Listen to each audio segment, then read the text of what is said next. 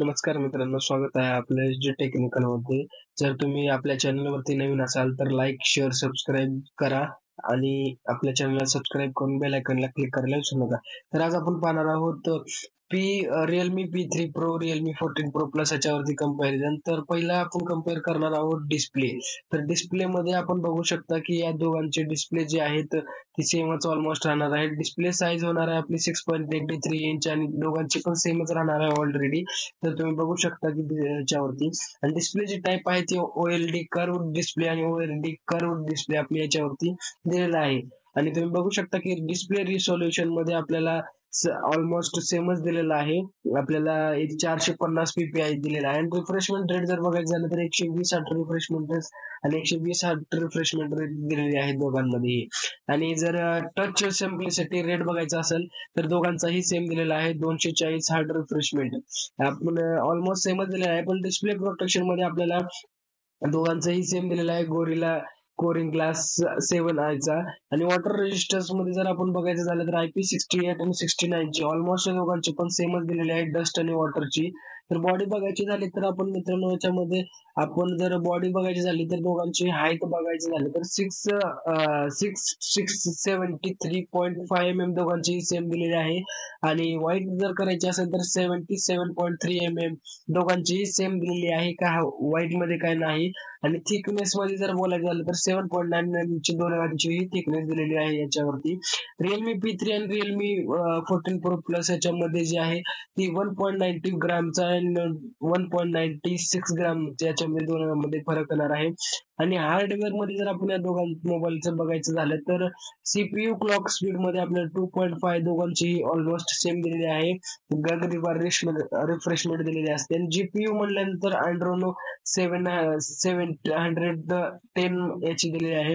आणि RAM ROM जर असेल तर ती सर्व दोघांचीही सेम दिलेली आहे 8 आणि 12 GB स्टोरेज. आणि इंटरनल स्टोरेज जर म्हटलं तर 128 GB, 256 GB, 512 GB ऑलमोस्ट सेमच दिलेला आहे आपल्याला.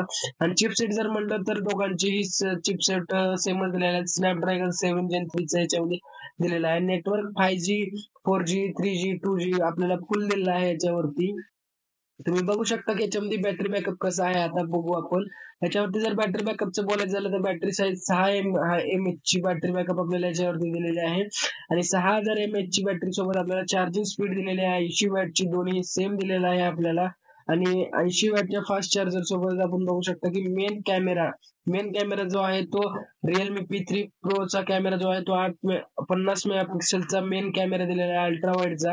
आणि Realme 14 Pro चा जर कॅमेरा बघायचं झालं तर 50 मेगापिक्सेलचा मेन कॅमेरा आणि 8 मेगापिक्सेलचा अल्ट्रा वाईड कॅमेरा दिलेला आहे. व्हिडिओ रेकॉर्डिंग जर बोलायचं असलं तर 4K 30 FPS पर्यंत आपल्याला करायला येतं. आणि सेल्फी कॅमेरा जर आपण याच्यावरती बघायला गेलो तर सेल्फी कॅमेरा दोघांचाही 32 मेगापिक्सेलचा सेम कॅमेरा आपल्यावरती याच्यावरती बघणार आहे. आणि व्हिडिओ रेकॉर्डिंग याच्यामध्ये सॉफ्टवेअरचं जर बोलायचं झालं तर आपल्याला याच्यावरती खूप असे युनिक सॉफ्टवेअर देणार आहेत. आणि ऑपरेटिंग सिस्टम जर बघायचं झालं तर Android 14 च्या याच्यावरती व्हर्जन दिलेलं आहे.